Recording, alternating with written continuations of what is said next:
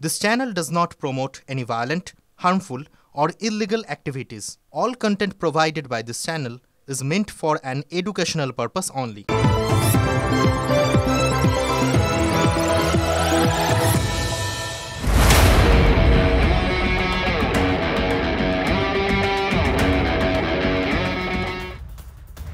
নমস্কার, দেখছেন টিভি9 বাংলা। আপনাদের সঙ্গে রয়েছি আমি তন্নিষ্ঠা। নিউজ টপ 9 এর শুরুতেই যে খবরের দিকে নজর রাখবে এই মুহূর্তে বড় খবর দিয়ে আপনাদের। সীমান্তে টেনশনের আবহাওয়া, তার মধ্যে ভারত ভূখণ্ডে রহস্যজনক বাংকার। কৃষ্ণনগর সেক্টরের টুঙ্গি সীমান্তে তিনটি বাংকারের হদিশ। সীমান্ত লাগোয়া জমিতে ওপরে ঘর, নিচে 3টি বাংকার। প্রজাতন্ত্র দিবসের আগে কৃষ্ণনগর সেক্টরের সীমান্তে 3টি বাংকার ঘিরে যথেষ্ট উদ্বেগ। তাড়াহুড়ো নয়, বেশ সময় নিয়ে বানানো হয়েছে সেই বাংকারটি, এমনটাই খবর পাচ্ছি আমরা। বাংলাদেশি অনুপ্রবেশকারীদের সেটি তৈরি বলে অনুমান।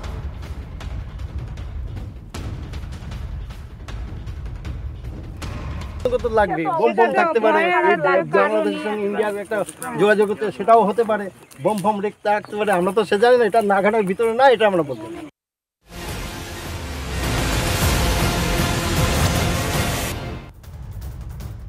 খবর আসছে একের পর এক চাঞ্চল্যকর। আমাদের ঘরের পাশেই নাকি জঙ্গি তৈরির কারখানা চালু করার চেষ্টা হচ্ছে, আর সেই কাজে উস্কানি দিচ্ছে জামাত উল মুজাহিদিন বাংলাদেশ ছাড়াও ওপারের আরো একটা সন্ত্রাসবাদী সংগঠন।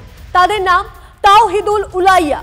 নামটা খটোমটো, কিন্তু কাজটা একেবারে জলের মতো সহজ। মুর্শিদাবাদের মাটিতে গজিয়ে ওঠা জঙ্গি সংগঠন জাহা ইন্ডিয়াকে কাজে লাগিয়ে ভারতের মাটিতে নাশকতার চেষ্টা করা।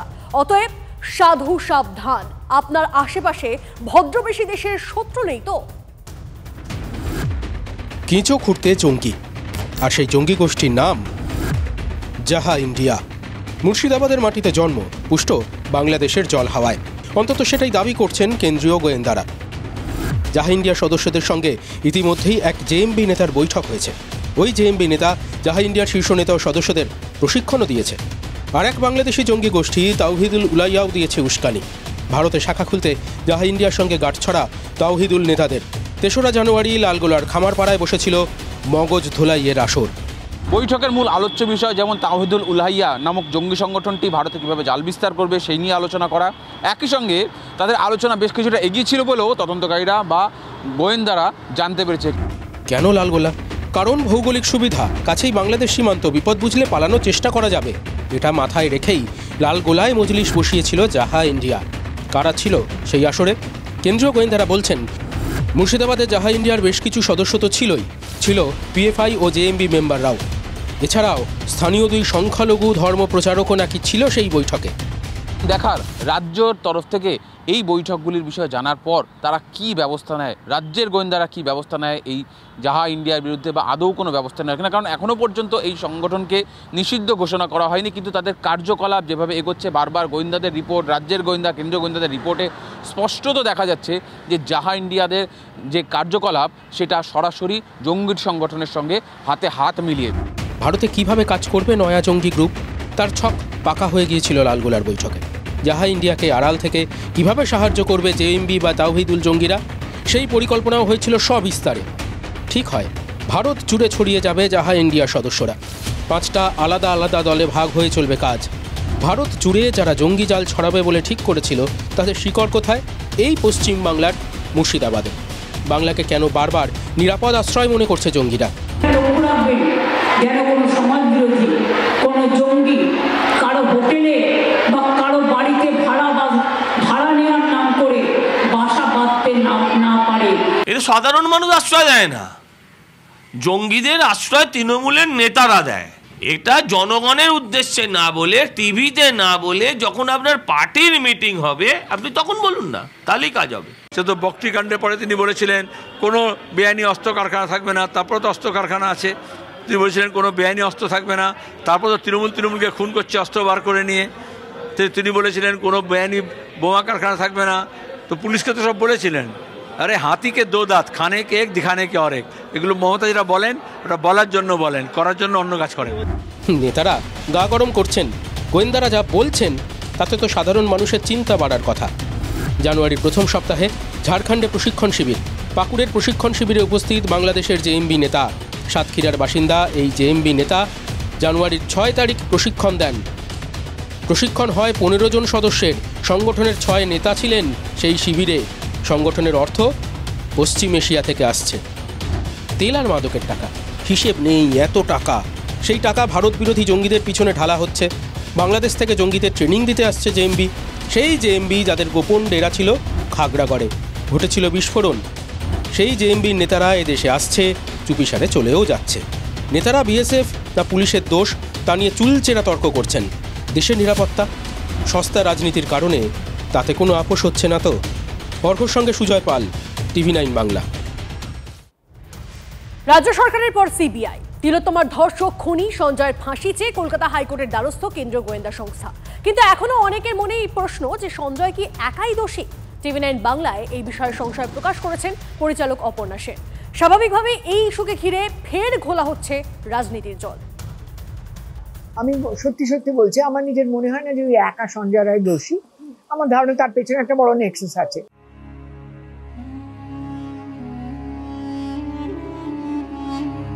সারা দেশে তোলপাড় ফেলে দেওয়া তিলোত্তমার ধর্ষণ ও খুনের মামলায় একা সঞ্জয় রায়কেই দোষী সাব্যস্ত করে মৃত্যু কারাদণ্ডের সাজা দিয়েছে শিয়ালদা আদালত। এই রায়কে চ্যালেঞ্জ করে সঞ্জয় সর্বোচ্চ শাস্তির দাবিতে রাজ্য সরকারের পরে কলকাতা হাইকোর্টের দ্বারস্থ কেন্দ্রীয় গোয়েন্দা সংস্থা সিবিআই। আগামী সোমবার বিচারপতি দেবাংশু বসাকের ডিভিশন বেঞ্চে মামলার শুনানি হওয়ার কথা। যদিও তিলোত্তমার পরিবার মনে করে সঞ্জয় একা দোষী নয়, এই তত্ত্বের সঙ্গে সহমত অপর্ণা সেনের মতো বিদ্বজ্জনক।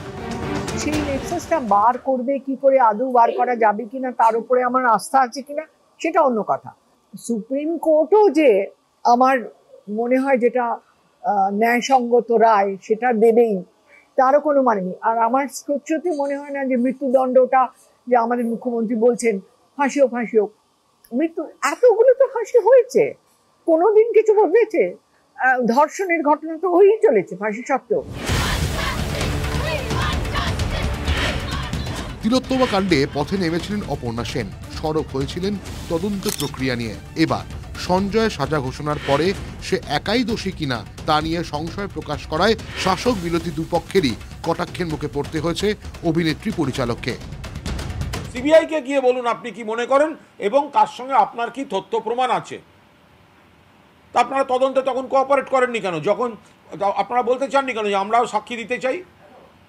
আমাদের এ ব্যাপারে প্রবল জ্ঞান আছে।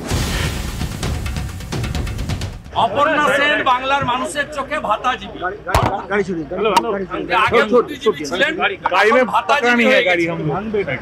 এদের কথার উত্তর আমি দেব। অনেকেই মনে করিয়ে দিচ্ছেন তিলোত্তমার ধর্ষক ও খুনি সঞ্জয়ের আজীবন কারাবাসের সাজা ঘোষণার পরে নির্দেশনামায় একই সঙ্গে আরজি কর কর্তৃপক্ষ, পুলিশ ও কেন্দ্রীয় গোয়েন্দা সংস্থা সিবিআই এর ভূমিকায় একাধিক গাফিলতি ও গলদের কথা উল্লেখ করেন বিচারক। সেই প্রসঙ্গ তুলে কেন্দ্র ও রাজ্যে তদন্তকারীদের ভূমিকা নিয়ে ফের প্রশ্ন তুলেছে তিলোত্তমার পরিবার। শিয়ালদা কোর্টের যে রায়ের কপি আমাদের হাতে এখন এসেছে, যেটুকু যতটা পড়ে বুঝতে পেরেছি তার জন্য উনি মার্ক করে দিয়েছেন যে এর পেছনে অনেক বড় চক্র আছে। সিবিআই কোনো কাজ করছে না, রাজ্য পুলিশ কোনো কাজ করেনি। রাজ্য পুলিশের যে ভূমিকা এবং পুলিশের সিবিআই এর ভূমিকা একই লাইনে ক্যাটাগরিতে আমি দাঁড় করাতে বাধ্য হচ্ছি। এই প্রেক্ষাপটে সঞ্জয় রায়ের সর্বোচ্চ সাজা চেয়ে সিবিআই এবং রাজ্য সরকার দুপক্ষই হাইকোর্টের দ্বারস্থ হওয়ায় শুরু হয়েছে রাজনৈতিক চাপানোতর। তথ্য প্রমাণ লোপাট যা করার তো পুলিশ, কলকাতার পুলিশ করেই দিয়েছে। সেই তথ্য প্রমাণ লোপাট করার কাহিনীটাকে সিবিআই মেনে নিল, এইটাই দুর্ভাগ্যের। সিবিআই দিল্লিওয়ালাদের কথায় মমতা ব্যানার্জিকে খুশি রাখতে চেয়েছে। এখন বুঝে গেছে যেটা খুব বিপজ্জনক কাজ হয়েছে, কারণ তদন্তটাই একেবারে ছেলে মানুষই করা হয়েছে। ছ্যাবলামো শব্দটা বললে কি অন্যায় বলা হবে? ছ্যাবলামো করা হয়েছে। সঞ্জয়ের সর্বোচ্চ সাজা চেয়ে রাজ্য সরকার এবং সিবিআই হাইকোর্টে গেছে। সেই মামলার জল কোন দিকে করায়, সুপ্রিম কোর্টে আগামী দিনে কি হয় সেদিকেই নজর সব মহলে। Srabanti Saha, Sourav Dutta report, TV9 Bangla. নিম্ন আদালতে মৃত্যুদণ্ডের সাজা চ্যালেঞ্জ জানিয়ে হাইকোর্টে জয়নগরে নাবালিকা ধর্ষণ খুনের সাজাপ্রাপ্ত মুস্তাকিন সর্দার। আগামী সোমবার মামলার শুনানির সম্ভাবনা। তাড়াহুড়ো করে বিচার প্রক্রিয়া সংগঠিত হয়েছে। অভিযুক্তের বক্তব্য গুরুত্ব দিয়ে শোনা হয়নি, এমনই একগুচ্ছ অভিযোগ করা হয়েছে মামলায়। জয়নগরে নাবালিকা ধর্ষণ খুনে ৬২ দিনের মাথায় মুস্তাকিন সর্দারকে মৃত্যুদণ্ডের নির্দেশ দিয়েছিল বারুইপুর আদালত। সেই রায়কেই এবার চ্যালেঞ্জ করে হাইকোর্টে গেলেন মুস্তাকিন সর্দার। এই মুহূর্তে আরো একটা খবর দিয়ে আপনাদের, ফের ধর্ষণের অভিযোগ সিভিক ভলান্টিয়ারের বিরুদ্ধে। এবার মালদার মানিকচকে গ্রেপ্তার অভিযুক্ত সিভিক ভলান্টিয়ার পঙ্কজ মণ্ডল। এলাকার এক মহিলা পেটে ব্যথার সমস্যা নিয়ে ঝাড়ফুঁকের জন্য আসেন ওই সিভিক ভলান্টিয়ারের বাড়িতে। অভিযুক্তর মা বাড়িতে ঝাড়ফুঁক করেন, কিন্তু সে সময় তিনি বাড়িতে ছিলেন না। সেই সুযোগে ওই সিভিক মহিলাকে ধর্ষণ করে বলে অভিযোগ। মানিকচক থানায় অভিযোগ দায়ের করেন নির্যাতিতা। দ্রুত মানিকচক থানায় কর্মরত সিভিককে গ্রেপ্তার করে পুলিশ। পরে খবরে আসি, গ্রামের অদূরে জঙ্গলের রাস্তায় পায়ের ছাপ মিলছিল, তাতেই আতঙ্ক ছড়িয়েছিল বাঁকুড়ার রানীবাঁধ ব্লকের বাগডুবি গ্রামে। সন্ধ্যায় গ্রামের কাছে বাঘের দেখা মেলার খবর ছড়িয়ে পড়তেই সেই আতঙ্কই বেড়ে গেল বহু গুণ। স্থানীয়দের দাবি, তারা গ্রামের অদূরে বাঘ দেখেছেন। বাঘ কি ওখানেই রয়েছে, ওই গ্রামেই রয়েছে, নাকি কোথায় রয়েছে এখন অব্দি কি জানতে পারছি আমরা, জানবো। হীরক আমাদের প্রতিনিধি আমাদের সঙ্গে রয়েছেন। হীরক, তনিষ্ঠা, দেখো, বাঁকুড়ার বারিকুল থানার বাগডুবি গ্রামের কাছে সকাল থেকেই কিন্তু স্থানীয় বাসিন্দারা দেখতে পান যে জঙ্গলের যে কাঁচা রাস্তা রয়েছে সেই কাঁচা রাস্তার উপরে বিভিন্ন জায়গায় পায়ের ছাপ রয়েছে। তারা বাঘ সম্পর্কে নিশ্চিত ধারণা সেই মুহূর্তে না পেলেও বন দপ্তরে তারা খবর দেন। বন দপ্তরের কর্মী আধিকারিকরা তারা ঘটনাস্থলে পৌঁছন এবং পায়ের ছাপ দেখে প্রাথমিক ধারণা হয় যে ওই ছাপ বাঘেরই, এবং তারপর থেকেই কার্যত বাঘের আতঙ্ক চেপে বসেছিল ওই গ্রামে। এবং সন্ধ্যের মুখে স্থানীয় কয়েকজন তারা গ্রামের পাশের জঙ্গলে যান এবং সেই সময়ই বাঘের দেখা পেয়েছেন, অন্তত স্থানীয় বাসিন্দারা তেমনটাই বলছেন। আর এই খবর ছড়িয়ে পড়তেই গোটা গ্রামে কার্যত আতঙ্ক ছড়িয়ে পড়েছে। গ্রামের বিভিন্ন জায়গায় মানুষজন লাঠি সোটা নিয়ে কার্যত গ্রাম পাহারা দিচ্ছেন, পাশাপাশি গ্রামের চারিদিকে আগুন জ্বালিয়ে রেখেছেন যাতে বাঘের হানা গ্রামে বা বাঘ কোনোভাবে লোকালয়ের মধ্যে ঢুকে না পড়ে। এবং তাদের প্রচুর গবাদি পশু রয়েছে, যে গবাদি পশুর আলাদা করে গোয়াল নেই, তাদের অধিকাংশ বাড়ির দরজা নেই। তারা চাইছেন। অনেক ধন্যবাদ হীরক, নজর রাখো। বাথরুম করতে ছিল, মানে পেচ্ছা করতে ছিল, তখনই দেখতে পাই বাঘটাকে। তখন আমরা সকাল থেকে তো আতঙ্কিত ছিল গ্রামের মানুষগুলো। তো আমরা এখানে তাই জন্য মানে ৮-১০ জন ছিল, ডাকাডাকি করে ৮-১০ জন জুটলো, তাই জন্য লাঠি দিয়ে এইরকম আমরা জড়ো হয়ে আছি। বাঘ দেখলাম, একদম বাঘ একবারে। কিভাবে দেখলেন? আমি বাইরে গেছিলাম, তো মোটামুটি দেখলাম এই যে পাশে জঙ্গলটায় পেরিয়ে গেলাম।